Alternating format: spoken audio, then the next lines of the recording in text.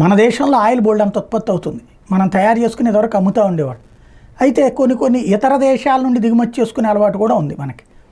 ఈ దిగుమతి చేసుకునేటటువంటి వాటి వలన మన స్వదేశీ ఆయిల్ వ్యాపారం దెబ్బతింటుందన్న ఉద్దేశంతో దిగుమతి సుంకం పెంచారు.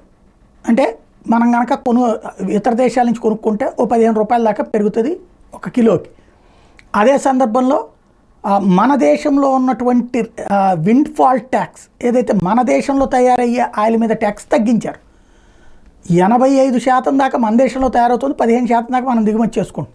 కాబట్టి ఆయిల్ అందుబాటులోనే ఉండాలి. కానీ ఈ ఫస్ట్ వచ్చినటువంటి అంశాన్ని బేస్ చేసుకుని ఒక స్కేర్సిటీ క్రియేట్ చేసి, అంటే ఆయిల్ని అంతా గోడౌన్లలో దాచేసి ఆయిల్ లేదు అన్నటువంటిది కల్పించి బ్లాక్లో అమ్మడానికి వ్యాపారులు ప్రయత్నిస్తున్నారు. కాబట్టి వెంటనే ఆంధ్రప్రదేశ్ రాష్ట్ర ప్రభుత్వం స్పందించింది. వంట ఇతర నూనెల కృత్రిమ కొరత సృష్టించి ధరలు పెంచితే కఠిన చర్యలు తీసుకుంటామని vigilance enforcement DG Harish Kumar Gupta ప్రకటించారు. నూనె మిల్లులు, హోల్సేల్, రిటైల్ షాపుల మీద రాష్ట్ర వ్యాప్తంగా 50 బృందాలతో విజిలెన్స్ అధికారులు ఆకస్మిక తనిఖీలు చేసి సామాన్యులకు భారం వేసేలా ధరలు పెంచితే ఊరుకునేది లేదని తేల్చి చెప్పారు.